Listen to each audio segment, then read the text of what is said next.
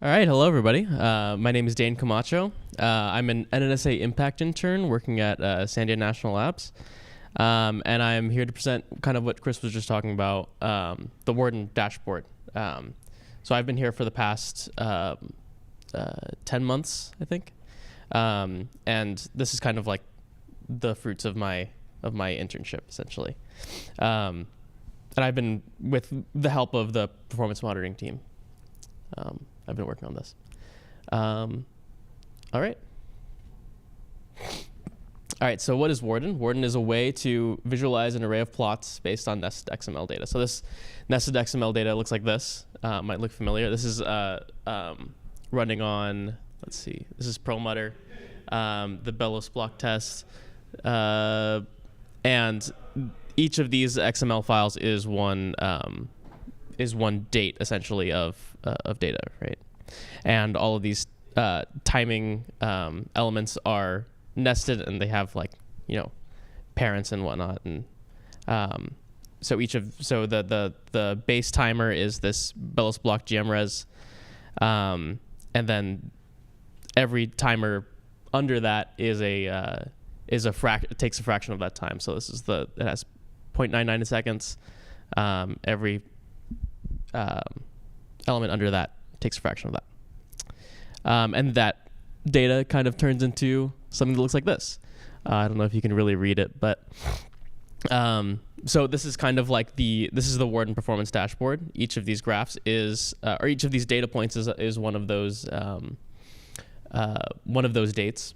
Along the x-axis, we have the actual date that the that the performance test ran. The y-axis is usually time in seconds, but for the memory graphs, that is a different, I think it's bytes, maybe? Kilobytes. But yeah, so this is essentially what the dashboard looks like. And then how does Sandia use it? So the performance tracking team will review the dashboard every week on our Tuesday meetings.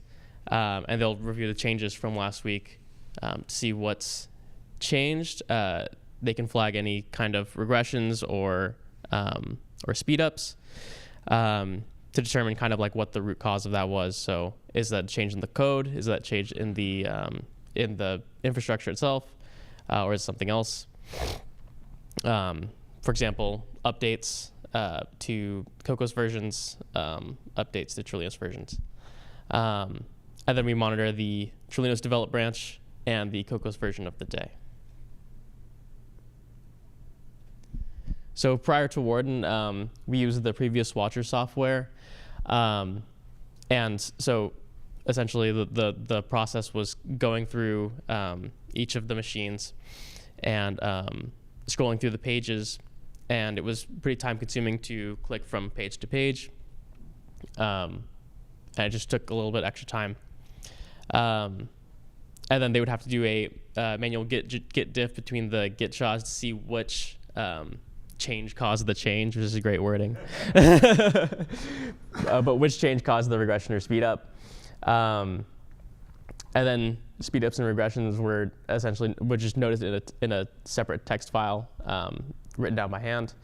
And then it was also easy to miss when a machine stopped reporting. So essentially you'd stop getting data and you wouldn't be able to tell maybe until a couple of weeks later, you'd realize, oh shoot, this stopped reporting 2 weeks ago. We need to talk to somebody about that. This is just another view of what the input looks like. Let's see. And then this is an overview of the features that I have implemented in Warden, the things that the team needed. And then I'll go more into depth talking about each of these features. So we have easy swapping between machines, like earlier you saw. This is frontier data, and then there's also the different machines as well. There's a dive-in system, which is kind of like the key attribute of Warden. You can go to base level timers and dive into them to see what the root timer is that's causing the change. And then we have a system stop reporting notice. So there's something that shows up to notify you that a particular system stop giving data. History and performance modes, just to do some extra speed up for the web app. I noticed that most of the teams, like, the focus was on the past 30 days. So I don't necessarily need to process all, however many years of data is processed, because they're just looking at the past, maybe like even a week. I then have a button that says go to Trillionos commits. You can actually see the commit difference between the git shop for this day and the previous day. And there's an annotation system that Chris was talking about. It's a lot easier to make annotations. And you can actually back those up to your own Git repository. Yeah, so the machine swapping is essentially this. It's a little drop down. You can switch between Eldorado, Cocos, Frontier, Hops. And then in the for the diving in aspect, there's a drop down button that you can click into, so you can notice that like there was a speed up of about like 60 seconds or something. But there's obviously like a big change that happened here, or error or something. So if you click on that, you can dive into the next level down, so you can see the current subtest is at the top. So you can see what test children you're looking at, and then you can dive in again, and then you can get to the kind of root cause, and it looks like this remainder test is what's causing this speed up. And then we have the stop reporting notice. So if a test stops reporting, for example, this example on Perlmutter, it stopped at late February. If it takes longer than 3 days for it to show up, there'll be a red little pop-up, and it'll show. And this is configurable, how many days ago you want it to stop. You want to see it stop reporting. Let's see. And it's just easy to see at a glance. There's also history and performance modes. So performance mode, you can only see the past 30 days. It's good for quick review. But if you do want to see things that happened, in the past, you can check history mode, and it'll take a little bit longer, but you can see all the data there. There's also a go to Trillionos commits button. You can check to see the commits from the previous day's Git SHA to the next day's Git SHA. And this is what that looks like. It'll actually take you to the Trillionos GitHub page with a cameo from Christian Glusa in there.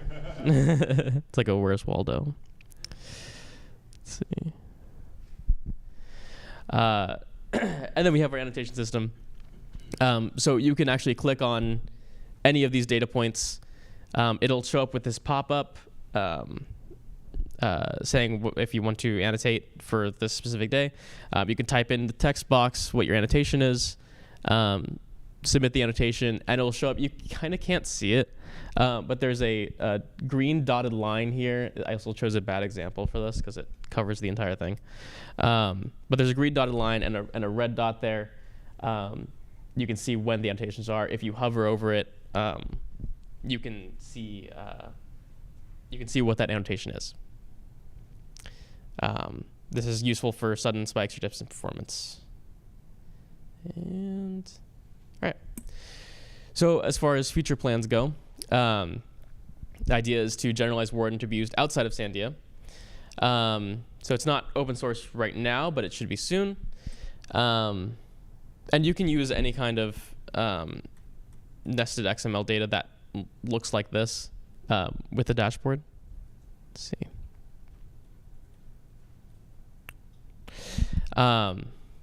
And then we want automated stop reporting notifications. So maybe if a test stops reporting, you could it'll automatically send an email or something.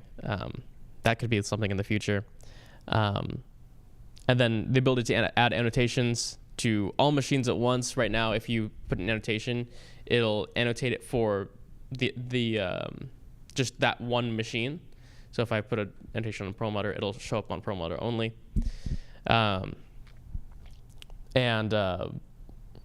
So the idea would be to have, like, say if there's like a Trillios version change or like a Cocos version change, that would show up on every machine. Let's see. And then another thing that we have planned is to have change point detection, to see when the performance variation becomes statistically significant. So you can actually see. So you can kind of tell right now, like there's maybe like a slight decline, but the team is kind of like eyeballing it right now, not able to actually tell, like, okay, is this change, an important change? Do we really need to look at this, or is this, just kind of like a blip? And then in the same vein, automated change point detection, because right now we're reviewing the data once per week. It takes about 30 minutes to an hour. And it would be nice if there could be, like, an automated thing that tests or that sees when a significant change happens, and maybe sends an email or something when that's significant enough, right? And of course, I think Chris also mentioned auto annotation. So there's software update or something showing up in, like, the metadata. It would automatically, like, show, like, hey, there was a change here, and that's something to look at. And yeah, that's all I have right now. I'm open to take any questions.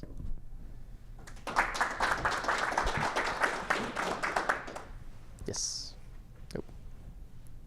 I was just wondering if you've thought about engaging with the HPSF CI working group and something like this, and you're talking about open sourcing it and maybe getting it into other people's hands, getting further adoption. And I don't know if it makes sense to consider it to be an HPSF project, how much maintenance and work there'll be on it in the future, but people write these kinds of tools to do different things, and this type of tool is interesting in the space in general. I mean, we're already part of the benchmarking working group. Okay, you're part of the benchmarking working group. Yeah. Okay. Doesn't mean, I guess, we can't be part of both. Yeah, the benchmarking working group meetings last year were mostly people, like, advertising their benchmarking systems and saying what everyone's doing. And so hence we stole a bunch of the ideas for the annotation from Chapel, because they're like, oh, they're doing this. I'm like, this is brilliant. Why didn't we think of this? We started using that in Sierra Yeah. on our dashboards. It's been very useful. So there's certainly conversations there. I think there's a lot of talk on the benchmarking working group about maybe trying to coordinate better with the CI group, but I'm not sure if there's really been any motion on that. All right. Yes, Nathan. Fitting between the two a little bit. Yeah, I was curious about a couple things. How is this accessible for viewing? Is this through Jenkins, kind of like Watcher, or is it its own standalone? No, it's created with a container. So it's running on a container. It's essentially like a Flask app. So any way that you can access a Flask app, you can access this. It's on Christian's. It's on Balda. It needs to be served up, there needs to be a web server. Yeah. I mean, that's surprisingly hard to actually get support for that. Yeah. Internally. Yeah. People are resistant to that. Yeah, that makes sense. I mean, for Cocos kernels, right, you could see a version of that where you'd be running it on some cloud somewhere, right? If you're only testing in cloud jobs, Mhm. okay, but that would be kind of how you might want to do it long term. Okay. Right. At least for starters, right, you could always just have everyone running their own internal copy of it, pulling from the common database. Yeah. Okay. I'll ask a little bit more about that in a second, but later. Got a couple thoughts. Also, can you overlay views from different machines? So, for example, if you do an Eldorado and an Eldorado with the developer Right. or something like that. No, you cannot. But that is a good thing to keep in mind. Okay. Yeah. Thank you. This is really cool. Thanks. Thanks. So I may have missed it during your presentation or the previous one, but what is it exactly you are parsing when you're running WARDEN on Trillios or in packages? Is that a unit test? Is that some of the examples available? So, can you rephrase the question? It's performance tests. We have Yeah. specific tests dedicated as performance. Well, I mean, they are, in some cases, they are unit tests. Okay. Right. And they could be examples too, but we have a different, in our CMake gives us different sort of testing categories. And so we have one that's specifically marked as performance. Right. We do also do application-specific testing where an internal application will give us a linear system, which has proved problematic in the past. And once we fix it, then we sort of add the test to sort of make sure that it doesn't progress.